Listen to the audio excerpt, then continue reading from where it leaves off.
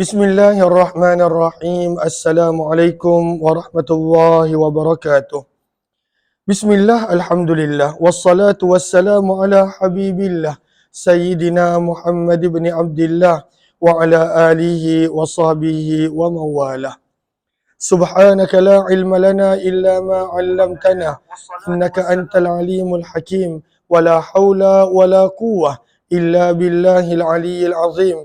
Allahumma rabbi shrah lana sudurana wa yassir lana umurana wahlul 'uqdatam min alsinatina yafqahu aqwalana. Allahumma fakkihna fid din wa 'allimna at-ta'wil bi rahmatika ya rabbal alamin. Walhamdulillahi rabbil alamin. Ahlan-ahlan kepada Kak Bunga Lawang, Syahira Nasir, kemudian Mimi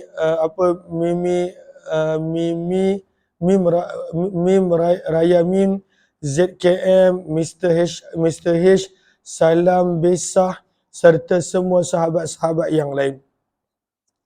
Kita dah tiba dalam pembacaan hadis yang ke-3373 daripada hadis yang telah dikumpulkan oleh Imam Tirmizi rahimahullahu ta'ala, dan kita telah tiba pada tajuk tafsir Al-Quran surah At-Takatsur, Alhaakumut Takatsur. Kita nak dengar dulu sanadnya yang dibacakan oleh para pelajar Hidayatul Muttaqin dan kemudian kita lihat pada matan dan hadisnya. Terus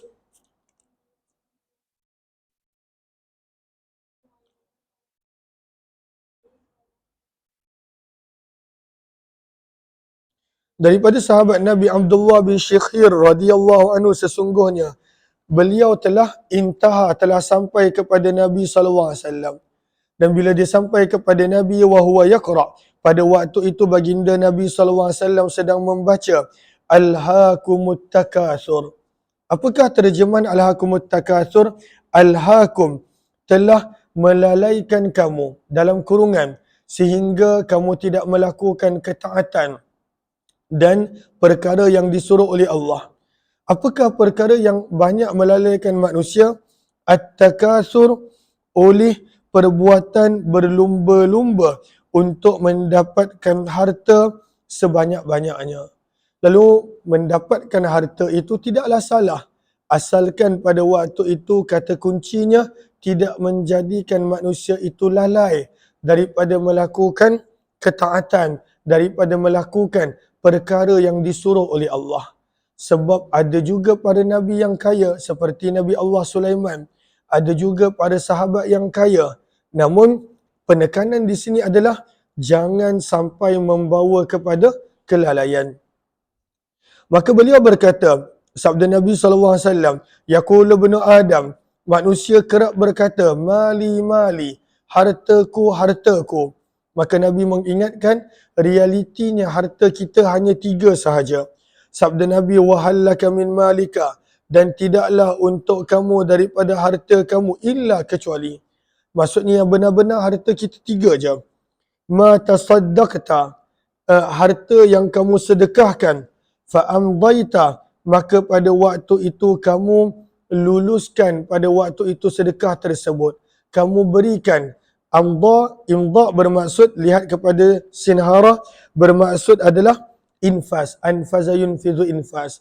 Kamu sedekahkan dan kamu teruskan niat sedekah tersebut. Ataupun kamu realisasikan tujuan sedekah tadi. Maka itu harta kita. Harta yang kita dah sedekah, zakat, sumbang, itu yang pertama. Yang kedua, sabda Nabi, harta kita yang sebetul-betulnya. Au akalta fa'afnaita, sesuatu yang kamu makan lalu kamu habiskan. Sesuatu makanan yang dah melewati kerongkong kita, yang tak ada orang lain boleh makan, itu harta kita. Dan yang ketiga, sabda Nabi, au labista, ataupun sesuatu pakaian yang kamu pakai, fa ablaita, lalu kamu telah menjadikan ianya lusuh sehingga orang lain dah tak boleh pakai. Maka inilah harta kita.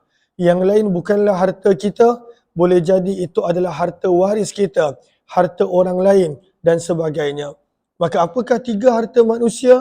Yang dia telah sedekahkan, yang kedua yang dia telah makan, dan yang ketiga pakaian yang telah rosak setelah dia pakai untuk tempoh yang lama, itulah harta dia yang sebenar. Hadis ini adalah hadis yang hasan sahih. 3374 terus.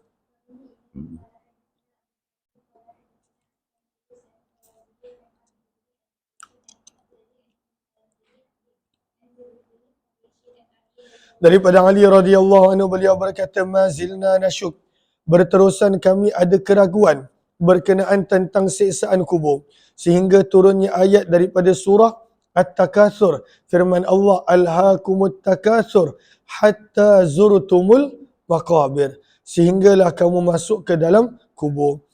Maka berkata Abu Quraib sekali daripada Amr bin Abi Qais, daripada Ibnu Abi Layla, daripada Minhal, hadis ini adalah hadis yang gharib. 3375 terus.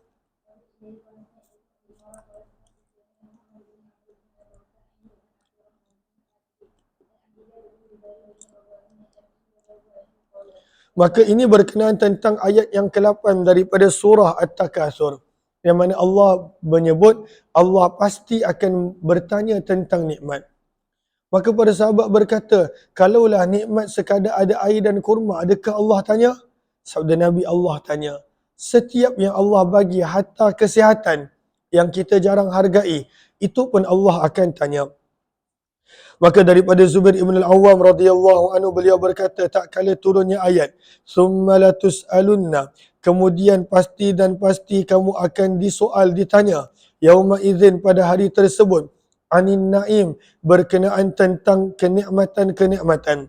Maka berkata Zubair, ya Rasulullah, wahai utusan Allah, wa ayyun na'imi nus'alu anhu, dan nikmat manakah yang kami akan ditanya tentangnya?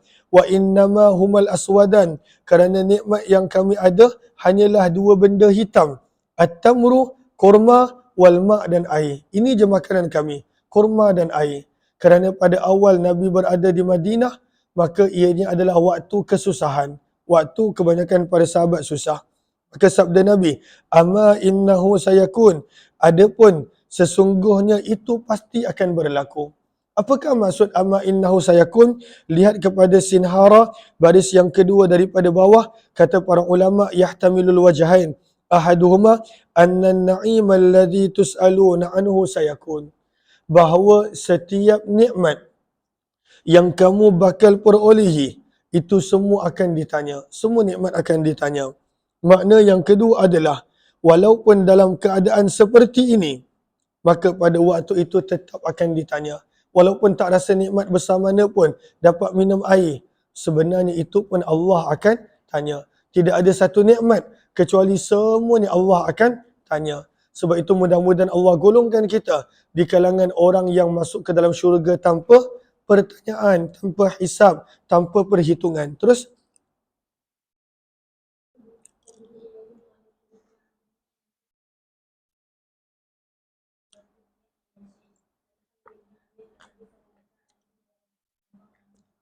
daripada Abu Hurairah radhiyallahu anhu beliau berkata, tak kala turunnya ayat ini, ayat yang ke-8 daripada surah At-Takatsur yang kita baca tadi, summa latus'alunna yawma idzin 'anil na'im, kemudian pasti dan pasti kamu akan ditanya pada hari tersebut, iaitu hari kiamat, berkenaan tentang nikmat.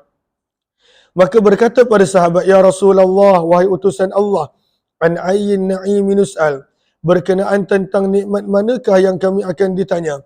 Wa innama humal aswadan, nikmat makanan yang kami ada hanyalah dua benda hitam, dan itulah kurma dan air. Wal adu hadir, musuh sentiasa ada, sentiasa dekat. Wa suyufuna ala awatikina, sementara pedang sentiasa pada tengkuk kami. Maksudnya pada waktu itu kami sentiasa berada dalam standby untuk melawan musuh. Maka sabda Nabi, inna zalika sayakun, sesungguhnya itu pun tetap akan berlaku. Allah akan tanya tentang sekecil-kecil mana nikmat juga. Lihat kepada sinhara baris yang kedua daripada Abdullah bin Mas'ud, beliau meriwayatkan secara marfu'. Maka sabda Nabi, ketika mana Nabi menyebut tentang ayat ini, maka sabda Nabi, antara nikmat yang Allah pasti akan tanya, al-amnu, keamanan. Maka amanan itu nikmat besar. Dan yang kedua, sihah, dan kesihatan yang Allah berikan. Allah akan tanya tentang dua nikmat ini terutamanya. Terus, wahadithu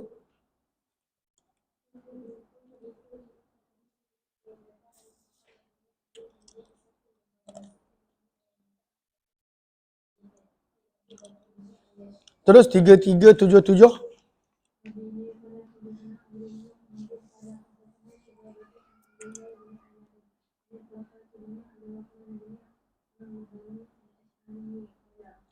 Maka kata Abu Hurairah radhiyallahu anhu, sabda Nabi sallallahu alaihi wasallam, "Inna awwala ma yus'alu anhu."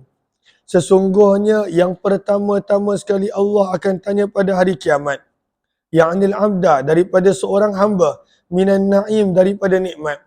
Dalam hadis yang maka tak bertentangan. Dalam hadis yang lain disebutkan tentang solat, bahawa Allah akan tanya mula-mula tentang solat. Ini daripada sudut nikmat. Maka nikmat yang mula-mula sekali Allah tanya adalah an yuqalalah, akan dikatakan kepada manusia tersebut, alam nusihha laka jismak, bukankah kami telah memberikan kepada kamu kesihatan. Maka kesihatan adalah antara nikmat yang mula-mula Allah tanya. Walaupun mungkin hujung usia kita sakit, walaupun mungkin ada waktu keadaan kita sakit, tetapi kesihatan adalah antara nikmat yang Allah tanya. Yang kebanyakan manusia dia rasa tak ada apa-apa nikmat pada diri dia. Tapi sebenarnya kesihatan itu adalah nikmat. Kemudian Allah juga akan tanya sekecil-kecil nikmat. Wa nurwiyaka minal ma'il barid. Bukankah kami telah memberi kamu minum daripada air yang sejuk? Maka air yang sejuk pun nikmat. Bayangkan manusia kalau dalam keadaan dahaga, apa yang disanggup buat untuk dapatkan air? Apa yang disanggup bayar untuk dapatkan air? Bila dah berada dalam keadaan dahaga yang amat. Maka sebenarnya meminum air yang sejuk, itu pun adalah nikmat yang Allah akan tanya. Hadis ini adalah hadis yang gharib dan dhahak beliau adalah Abdurrahman bin Arzab dan dikatakan Azram. Riwayat yang seterusnya daripada suratul Kautsar 3378. Terus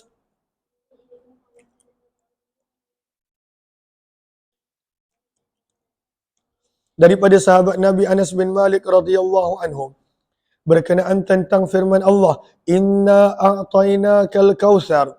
Ayat yang pertama suratul Kautsar. Sesungguhnya kami telah memberikan kepada kamu Al-Kautsar, kebaikan yang banyak. Anna Nabiya sallallahu alaihi wasallam qala, sabda Nabi, Al-Kautsar, kebaikan yang banyak ini adalah huwa na'run fil jannah, sebatang sungai di dalam syurga. Qala, berkata perawi, maka Nabi sallallahu alaihi wasallam telah bersabda, ra'aitu nahran fil jannah, aku telah melihat sebuah sungai dalam syurga. Hafatai, kedua penjurunya, qibabul lu'lu', adanya kemah-kemah yang diperbuat daripada mutiara. Kan orang suka camping tepi sungai, maka ini kemahnya daripada mutiara.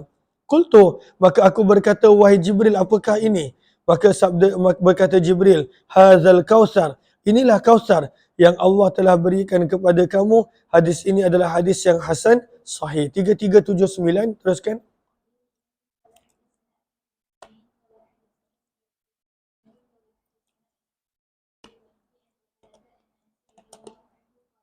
Daripada Anas bin Malik radhiyallahu anhu, beliau berkata, sabda Nabi sallallahu alaihi wasallam,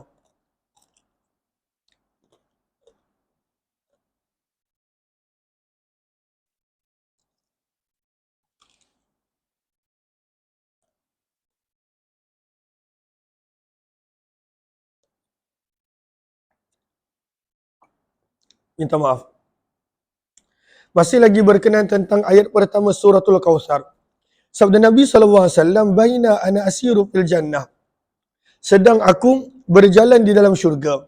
Ketika mana dalam peristiwa Mi'raj, iz urida li, maka telah ditunjukkan, dipersembahkan untukku, nahrun, sebatang sungai, hafatahu, yang mana kedua penjurunya terdapat qibab, kemah-kemah berbentuk bulat, ataupun zaman kita seperti dom, al-lu'lu', yang diperbuat daripada mutiara.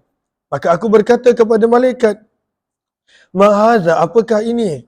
Qal, maka malaikat menjawab, hadzal kautsar, inilah Kautsar yang Allah telah berikan kepada kamu. Summa daraba, kemudian malaikat telah memukul dengan tangannya ke tanah. Fastakhraja, maka tanah tersebut telah mengeluarkan kasturi. Summa rufi'at, kemudian aku telah dibawa naik ke Sidratul Muntaha. Sidratul Muntaha sebenarnya adalah sebuah pokok yang besar, yang mana itulah tempat berakhirnya ilmu segala manusia. Faraitu indaha, maka aku telah melihat di sisi Sidratul Muntaha nuran azimah, cahaya yang sangat hebat, yang sangat besar. Hadis ini adalah hadis yang hasan sahih dan sungguh telah diriwayatkan daripada sudut yang berbeza daripada Anas bin Malik radhiyallahu anhu. Terus masih lagi berkenaan tentang Al-Kautsar Nabi 3380.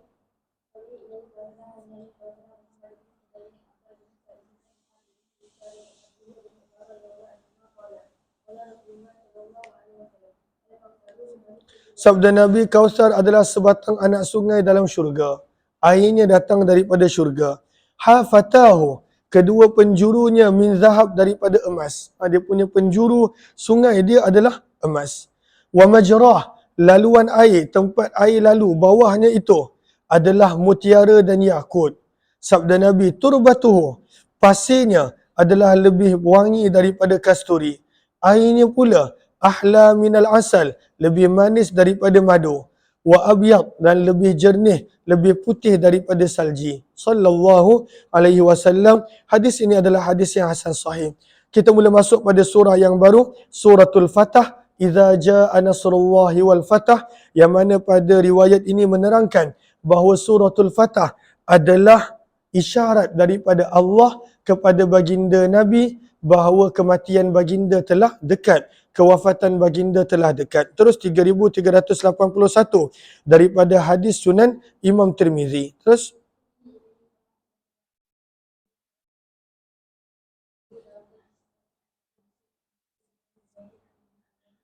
daripada Abdullah bin Abbas radhiyallahu anhu, beliau berkata, kana Umar, adalah Umar, yas'aluni, kerap bertanya kepadaku, ma'a ashabin Nabi, bersama dengan kewujudan para sahabat yang lain. Maka tengah-tengah para sahabat yang lebih tua, lebih lama masuk Islam, lebih ni, Umar bin Khattab depan orang ramai, dia kerap bertanya kepada Abdullah bin Abbas, Abdullah bin Umar. Abdullah bin Abbas. Walau Abdullah bin Abbas umur dia adalah muda.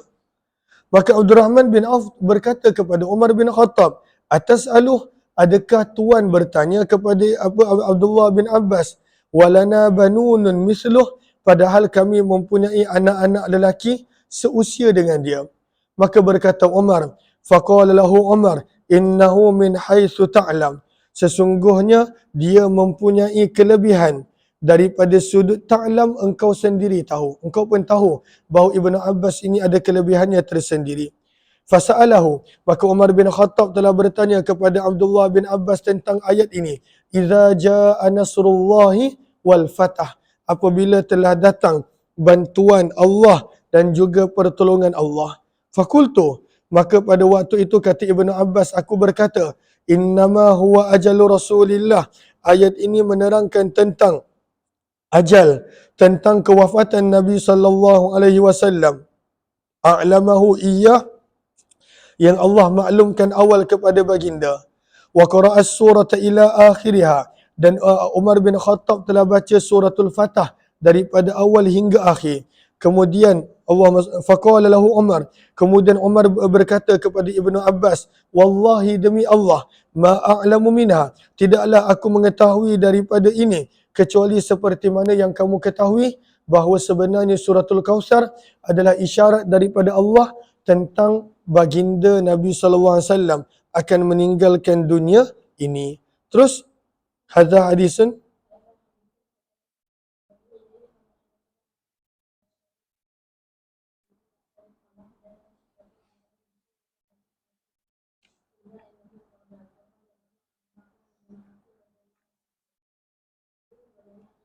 adakah engkau bertanya kepada Ibnu Abbas padahal kami mempunyai anak yang sama usia dengan dia. Hadis ini adalah hadis yang hasan sahih.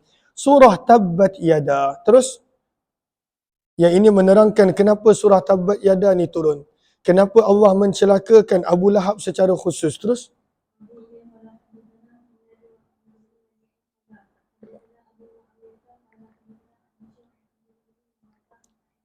Alhamdulillah. Daripada Abdullah bin Abbas radhiyallahu taala anhu, beliau berkata, Sa'ida Rasulullah, Nabi sallallahu alaihi wasallam telah menaiki pada satu hari Bukit Safa. Dan boleh catat di sini, inilah kali pertama Nabi berdakwah secara terbuka setelah sekian lama Nabi berdakwah sembunyi dan kemudian hanya untuk keluarga. Maka Nabi SAW telah menaiki bukit Safa, dan itulah bukit yang paling hampir dengan Baitullah. Fanada, maka Nabi telah menyeru, Ya sabahah, wahai kaum berkumpullah pagi ini. Ya sabahah, wahai kaum berkumpullah pagi ini. Apakah maksud sebenar ya sabah? Tutup sikit langsir yang belah saya ni. Okey dah. Lagi sikit. Buka sikit. Okey dah. Apakah maksud sebenar ya sabahah? Ya sabahah kita boleh lihat pada sinhara baris yang pertama. Hadhihi kalimatun yaquluhal mustaghith. Orang Arab bila nak minta tolong, selalunya dia akan gunakan perkataan seperti ini. Ya sabahah. Wa asluha, asal perkataannya adalah idza sahu lil gharah. Apabila nak menggambarkan ada musuh yang menyerang hendak. Kalaulah ada musuh menyerang hendak, orang Arab akan menjerit, Ya sabahah, sebagai perkataan tanda musuh sedang melakukan serangan hendak. Li'annahum, kerana orang Arab kebanyakannya, mereka menyerang hendak indas sabah, sewaktu-waktu subuh, waktu pagi. Maka Nabi SAW telah menyeru, Ya sabahah, menarik perhatian orang musyrikin Mekah. Maka mereka pun berkumpul. Fajtama'at ilaihi Quraisy. Maka Nabi SAW bersabda, Inni nazirul lakum. Sesungguhnya aku memberi peringatan kepada kamu.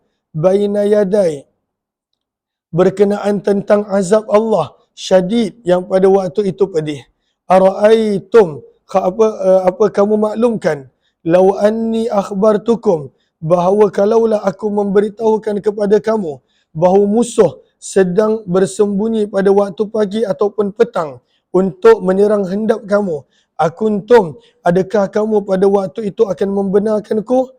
Maka pada waktu itu Abu Lahab, sebab orang lain semua diam. Dalam riwayat yang lain menyebut semua orang Quraisy diam.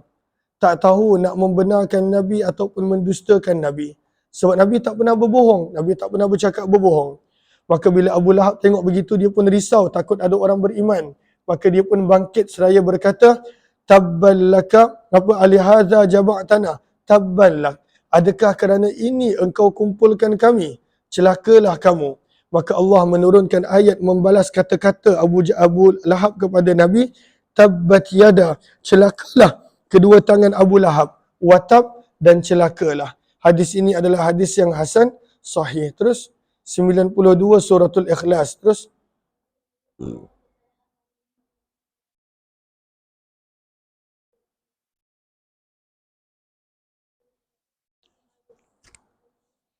daripada Ubay bin Ka'ab, sesungguhnya orang musyrikin Mekah telah berkata kepada Nabi SAW, Unsub lana rabbak, ceritakan kepada kami nasab keturunan Tuhanmu. Pelik-pelik soalan.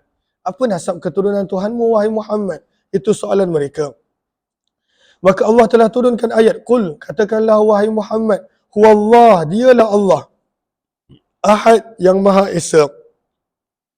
Allahus Samad, Allah lah tempat sekalian makhluk bergantung, meminta segala hajat dan pertolongan. Apakah maksud As-Samad? Kata perawi, Was-Samadul ladzi, dan Samad adalah zat yang tidak lam yalid walam yulad, tidak melahirkan dan tidak pada waktu itu dilahirkan. Kenapa pentingnya bab lam yalid walam yulad? Kerana li'annahu laisa syai'un yulad, tidak ada sesuatu benda yang melahirkan ataupun dilahirkan kecuali dia pasti akan diwarisi. Kecuali dia pasti akan mati. Setiap yang dilahirkan pasti akan mati. Walaisa syai'un yamutu, dan tidak ada yang mati kecuali akan ada yang mewarisi. Dan sesungguhnya Allah tidak pernah mati, tidak pernah mewariskan. Dan pada waktu itu Nabi SAW membaca walam yakul lahu kufuwan ahad, dan tidak ada sesiapa pun yang serupa dengan Allah. Berkata perawi, lam yakun lahu syabihun, tidak ada syabih, sesuatu yang serupa, tidak ada sesuatu yang sama, walaysa kamitslihi, dan tidak ada sesuatu yang seperti Allah Subhanahu wa taala pada apapun situasi dan keadaan. 3384 terus. Jelas ke jelas? Terus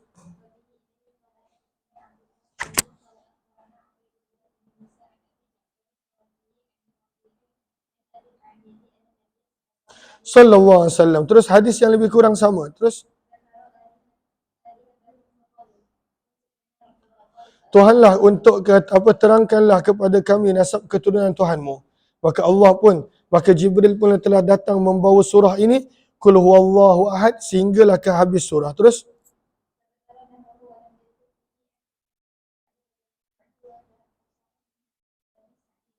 dan Abu Sa'ad namanya adalah Muhammad bin Muyassar. Terus suratul Muawwidhatain.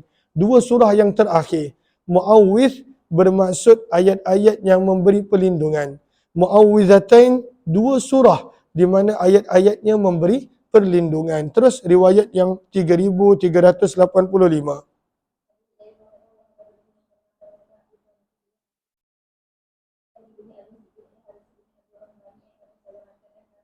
Daripada Aisyah radhiyallahu anha, sesungguhnya Nabi SAW telah melihat ke arah bulan, maksudnya menandakan waktu malam dah masuk. Terus maka pada waktu itu Nabi SAW bersabda, Ya Aisyah, wahai Aisyah, ista'izi billah, mintalah penjagaan Allah, min syarri hadza, daripada kejahatan ini. Ini yang dimaksudkan apa? Adalah pada waktu itu kegelapan malam. Fa inna hadza huwal ghasik. Maka sesungguhnya inilah yang dimaksudkan dengan al-ghasik, kegelapan malam. Iza waqaba, apabila ia telah masuk, ianya telah masuk. Ketika mana malam telah tiba, malam telah datang, maka berlindunglah kepada Allah daripada kejahatan malam. Terus 3386.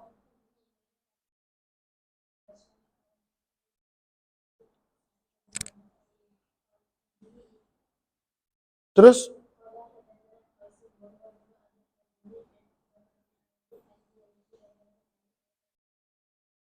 sabda Nabi SAW berkenaan tentang Qul a'udzu birabbin nas. Sabda Nabi, qad anzalallahu alayya, Allah tidak pernah menurunkan kepadaku beberapa ayat, lam yura, yang tidak pernah kelihatan samanya. Maka antaranya adalah Qul a'udzu birabbin nas sehinggalah penghujung surah, dan Qul a'udzu birabbil falaq hingga ke hujung surah. Hadis ini adalah hadis yang hasan sahih. Sekejap, saya nak ambil wuduk sekejap, 2 minit. Allahumma salli ala sayyidina. 3387 sekejap.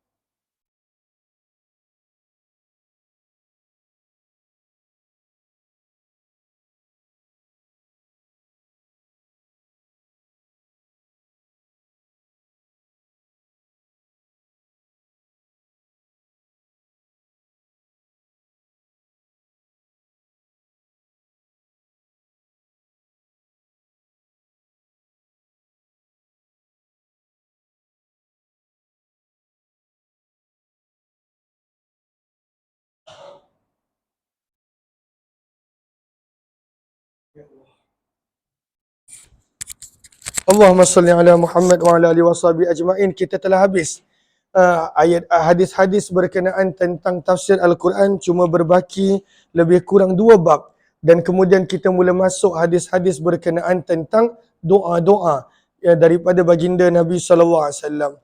Hadis ni kita dah baca, hadis 3387 ni. Jom kita lihat berkenaan tentang kisah Nabi Allah Adam alaihi salatu wassalam. Terus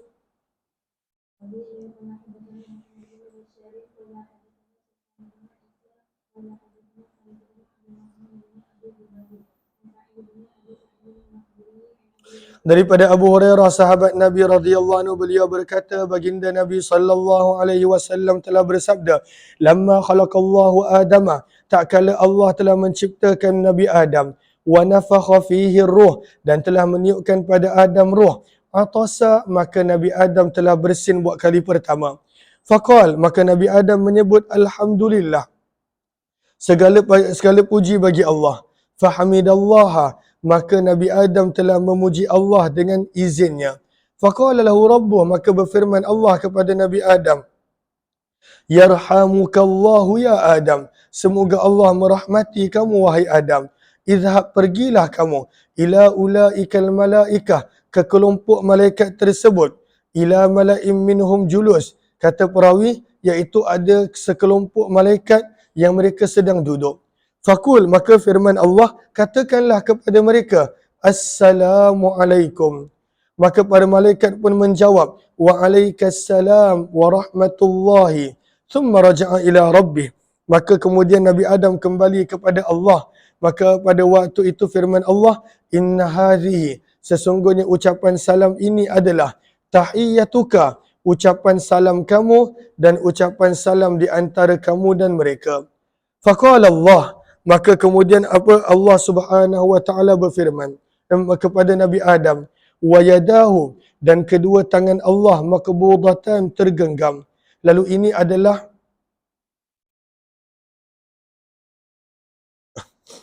Allahumma salli ala. Maka ini adalah hadis-hadis yang berkenaan tentang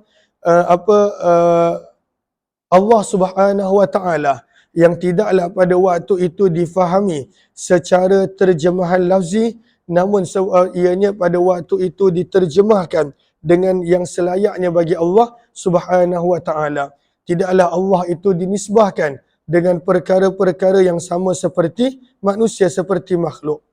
Maka pada waktu itu Allah berfirman, ikhtar ayyuhuma syi'ta, pilihlah yang mana satu kamu suka wahai Adam. Maka berkata Adam, ikhtartu yamina rabbi, aku memilih yang kanan wahai Tuhanku. Dan di sini para ulama terjemahkan yang kanan sebagai sempurna. Wakilta, dan kedua-dua tangan Tuhan adalah yamin, pada waktu itu kanan, memberi maksud sempurna, mubarakah, dan penuh dengan keberkatan. Summa basataha, kemudian Allah telah membukanya, maka adalah padanya Adam dan zuriat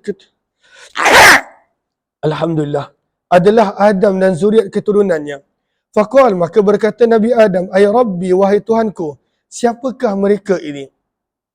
Sebab pada waktu itu Nabi Adam masih bersendirian, tidak ada sebarang anak pada waktu itu.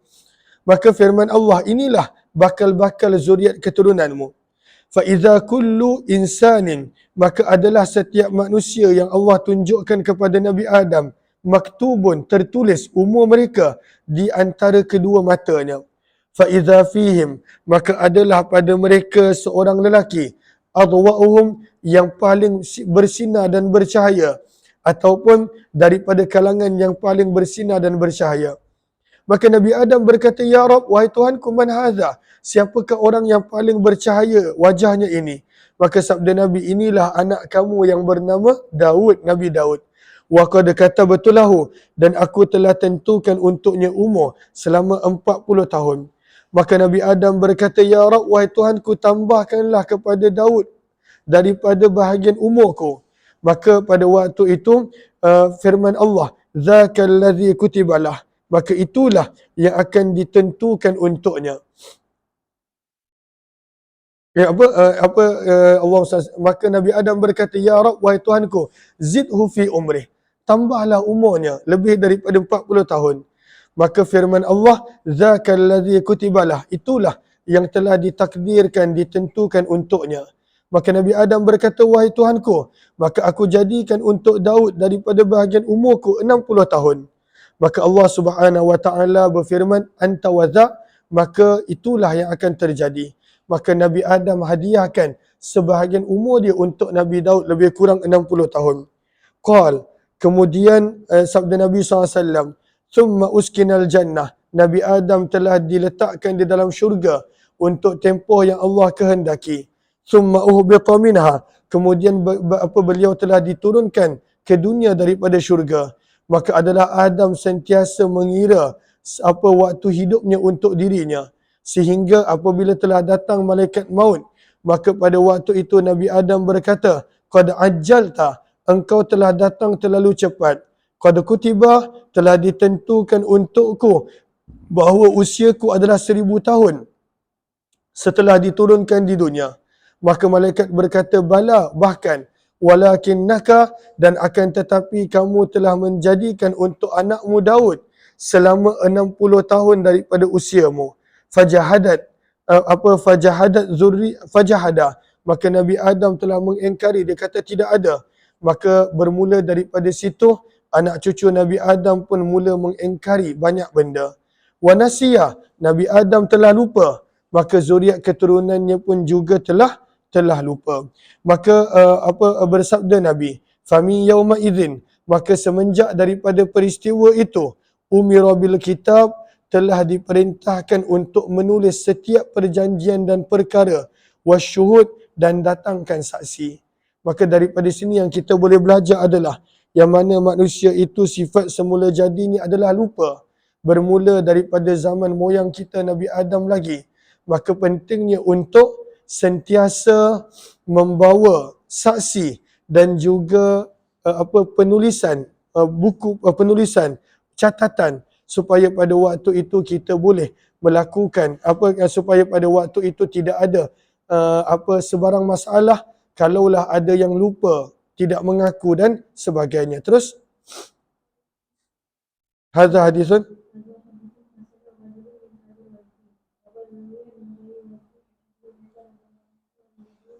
sallallahu alaihi wasallam. Terus 3388, lalu ini nak menceritakan tentang lupanya manusia. Bermula lupanya manusia bermula daripada Nabi Allah Adam alaihi salatu wasallam, dan manusia memang pelupa. Kita sendiri boleh tengok banyak benda yang kita terlupa. Terus 3388, terus panggil Safiah.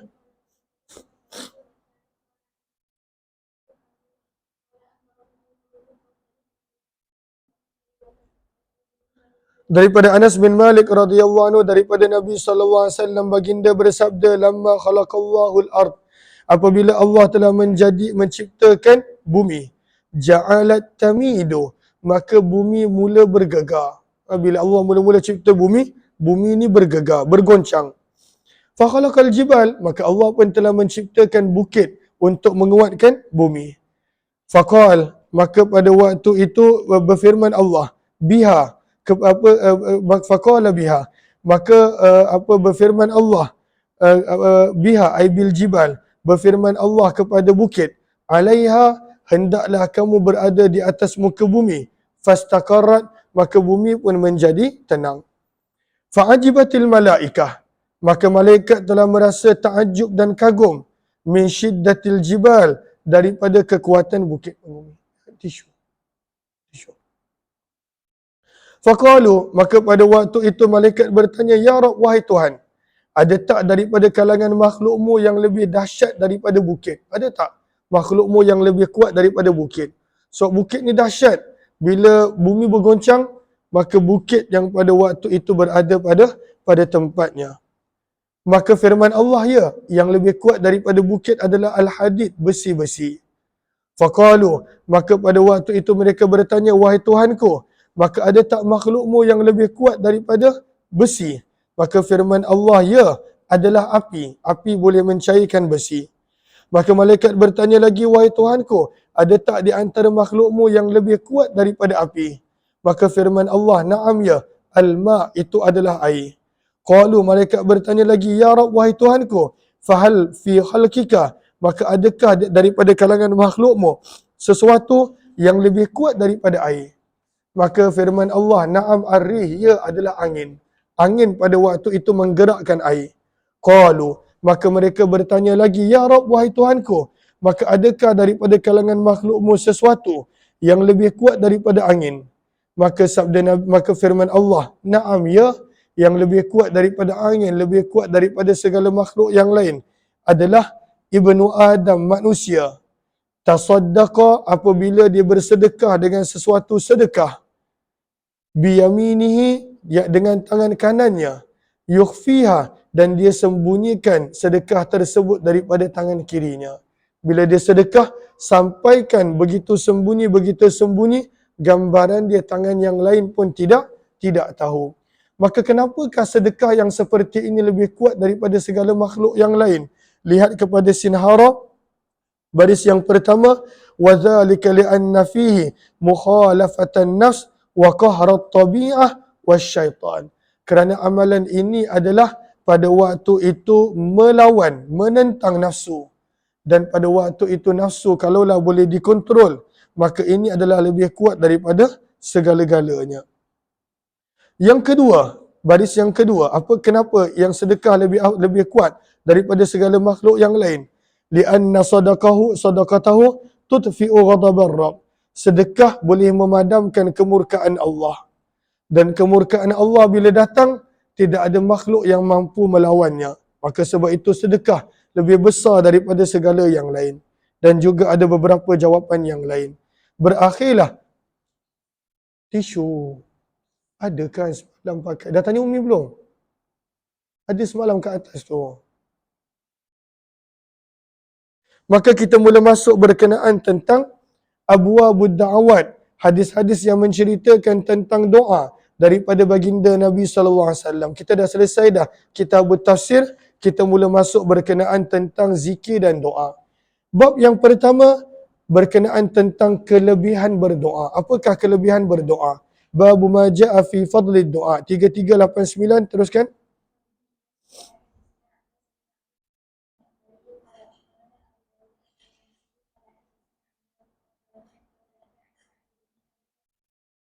Daripada Abu Hurairah radhiyallahu anhu, daripada Nabi SAW baginda bersabda, laisa syai'un, tidak ada sesuatu amalan pun akrama yang lebih mulia ala Allah di sisi Allah daripada doa. Tidak ada amalan pun yang lebih mulia di sisi Allah daripada doa.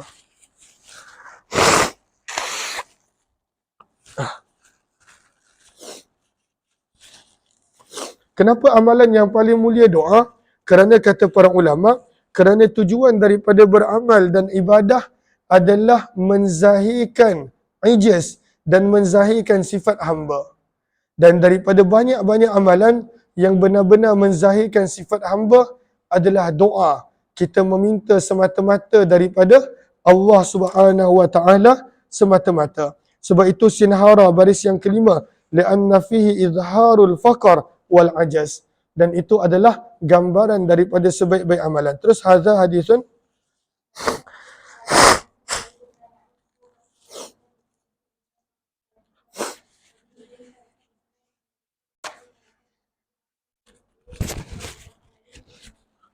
Terus bab yang seterusnya masih lagi berkenaan tentang kelebihan doa. Terus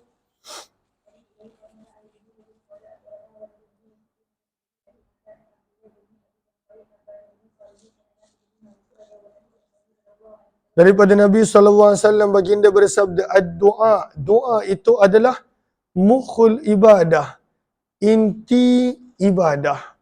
Doa itu adalah bahagian yang paling penting daripada ibadah-ibadah yang lain.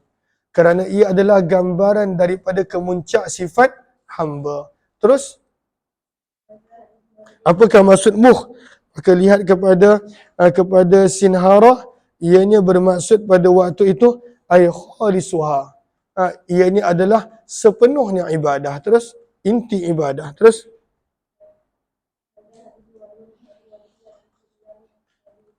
Terus 3391 masih lagi tentang kelebihan doa. Terus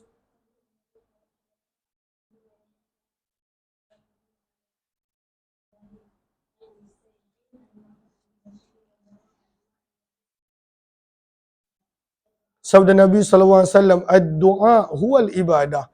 Doa itu sendiri adalah ibadah. Doa itu ibadah. Bila kita berdoa, jangan kita anggap kita sekadar meminta. Kita sedang melakukan ibadah yang diberikan pahala dan ganjaran oleh Allah. Maka Nabi pun baca ayat berikut sebagai dalil. Kita dah baca dah hadis ni. Nabi membaca ayat yang ke-60. Wa qala rabbukum, berfirman Tuhanmu, ud'uni, berdoalah, mintalah kepadaku. Astajib lakum, akan kuperkenankan permintaan kamu. Innal ladzina yastakbirun, kemudian Allah menyebut orang-orang yang tak nak berdoa, Allah gambarkan sebagai orang yang sombong. Firman Allah, sesungguhnya orang-orang yang sombong daripada beribadah kepadaku, sayadkhulun, mereka pasti akan masuk ke dalam neraka dalam keadaan dakhirin, dalam keadaan hina. Terus hadza hadisun.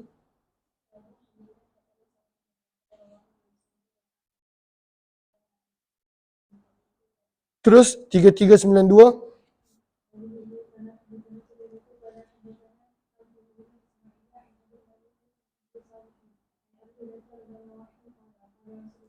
Sabda Nabi sallallahu alaihi wasallam, man lam yas'alillah, barang siapa yang tidak meminta kepada Allah, yaghdab alaih, Allah pasti murka dengan dia. Allah marah. Beza dengan makhluk. Makhluk kalau kita minta berkali-kali marah. Allah kalau kita tak minta berkali-kali, Allah akan marah. Allah akan murka. Sebab itu gambaran hamba tu, ar-ra'ahu istaghna. Dia merasa dirinya cukup dan dia merasa sombong. Dia tak perlukan Allah.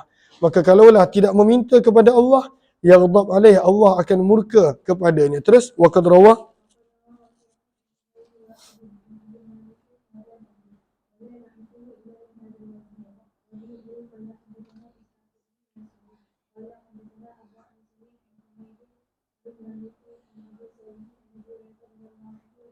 sallallahu alaihi wasallam. Terus bab yang keempat berkenaan tentang kelebihan zikir. Kelebihan berzikir. Terus 3393.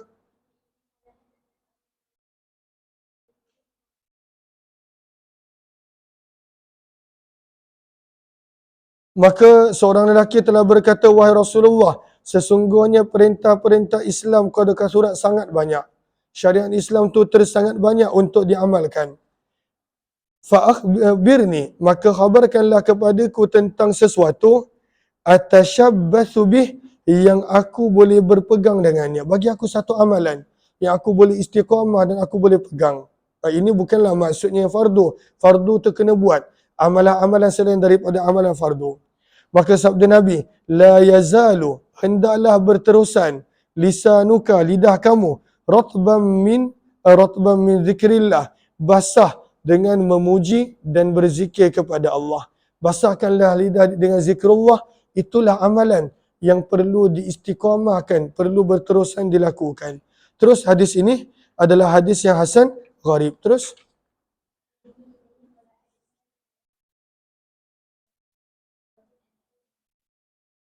daripada Abu Sa'id Al-Khudri radhiyallahu anhu, sesungguhnya Nabi sallallahu alaihi wasallam telah ditanya, ayyul ibadi afdal, hamba manakah yang paling afdal kedudukannya di sisi Allah pada hari kiamat? Maka siapakah hamba yang paling afdal? Sabda Nabi, az-zakirinallaha katsira, orang yang mengingati Allah dengan sebanyak-banyaknya. Dia sentiasa ingat kepada Allah. Maka para sahabat bertanya pada waktu itu, Abu Sa'id Al-Khudri bertanya, ya Rasulullah, wahai utusan Allah, adakah orang yang berzikir dan mengingati Allah sebanyak-banyaknya itu lebih afdal daripada seorang yang berjuang pada jalan Allah? Maka sabda Nabi, lau daraba, kalaulah orang yang pergi berjuang itu, dia telah menyerang musuh dengan pedangnya, dan orang musyrik dengan pedangnya, sehingga patah sekalipun, wa yaqtatiba dama, dan badannya berlumuran darah. Walaupun dah begitu, dia patah pedang dia berjuang berperang sungguh-sungguh. Sabda Nabi sallallahu alaihi wasallam, lakana dzakirin Allah, tetap orang yang mengingati Allah sebanyak-banyaknya adalah lebih afdal daripada itu dengan kadar beberapa tingkatan dan darjat. Mulianya, tingginya kedudukan orang yang berzikir, sentiasa mengingati Allah Subhanahu wa taala dengan sebanyak-banyaknya. Bab yang seterusnya masih lagi berkenaan tentang kelebihan zikir. Terus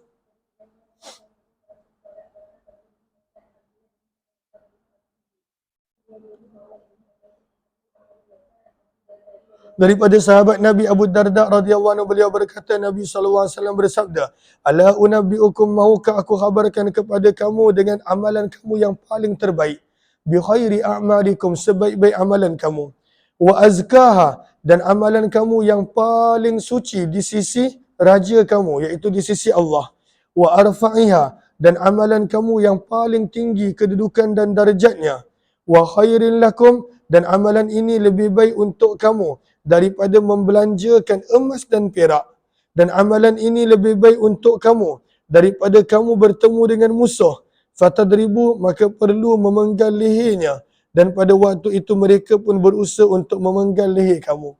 Apakah amalan ini yang lebih baik daripada sedekah, berjuang, suci, dan juga pada waktu itu amalan yang terbaik? Maka para sahabat menjawab, bala, bahkan wahai Rasulullah. Sabda Nabi, zikrullah, ingatlah Allah sebanyak-banyaknya. Berkata Muaz bin Jabal, ma syai'un, tidak ada sesuatu pun yang boleh menyelamatkan daripada azab Allah lebih daripada zikrullah, mengingati Allah Subhanahu wa taala. Terus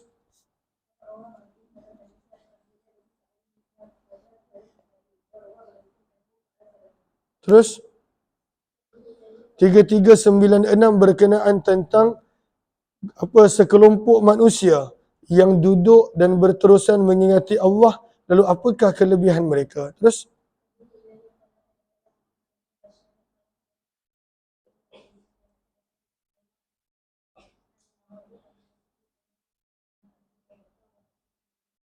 sesungguhnya Abu Hurairah dan Abu Sa'id Al-Khudri, mereka berdua telah memberi saksi ala Rasulillah, mereka berdua telah menjadi saksi atas sabdaan baginda Nabi SAW, bahawa baginda bersabda, ma min qaumin, tidak ada suatu kaum pun, yazkurunallah, yang mengingati Allah, kecuali akan mengelilingi mereka para malaikat, wa ghasyiyatuhumur rahmah, rahmah akan meliputi mereka, wa nazalat alaihimus sakinah, ketenangan akan turun ke atas mereka, wa zakarahumullah, dan Allah akan menyebut-nyebut tentang mereka fi man indah, di sisi makhluk yang berada di sisi Allah Subhanahu wa taala. Maka ini adalah kelebihan orang yang mengingati Allah, malaikat akan meliputinya, rahmat akan meliputinya, sakinah, ketenangan akan meliputinya, dan Allah sebut-sebut namanya di sisi para malaikat yang berada di sisinya. Terus 3397,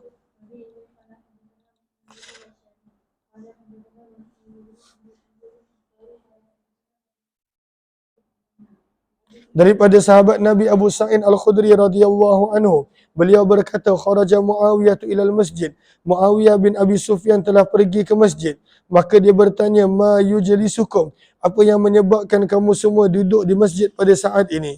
Maka mereka menjawab, kami duduk mengingati Allah. Maka bertanya Muawiyah, Allahi, demi Allah, adakah tidak menjadikan kamu duduk di sini kecuali hanya ini?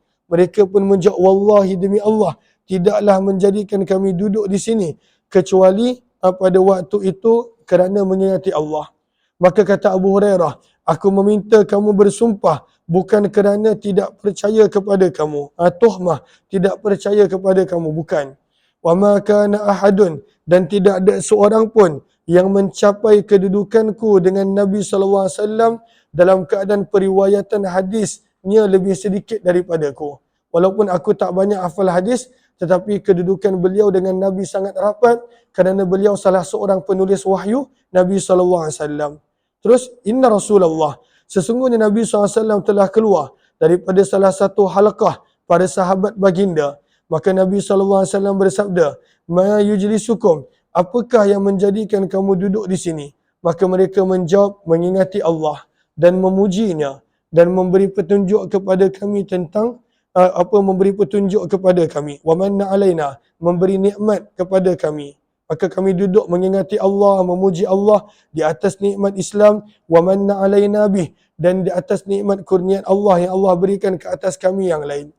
Maka Nabi bertanya, Allahi, demi Allah, adakah yang tidak menjadikan kamu duduk di sini kecuali hanya itu? Maka para sahabat pun jawab, demi Allah, tidak menjadikan kami duduk di sini kecuali hanya niat itu. Barulah Nabi SAW bersabda, adapun sesungguhnya aku tidak meminta kamu bersumpah lituhmatil lakum, kerana tidak percaya dan menuduh kamu, tetapi Jibril telah datang kepadaku dan memberi khabar kepadaku bahawa sesungguhnya malaikat berbangga dengan kamu yang mengingati Allah dengan sebanyak-banyaknya. Terus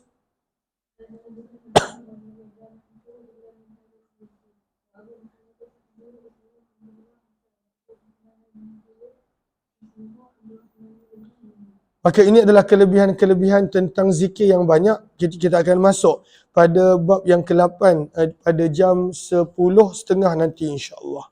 Terima kasih semua. Jumpa lagi insya-Allah.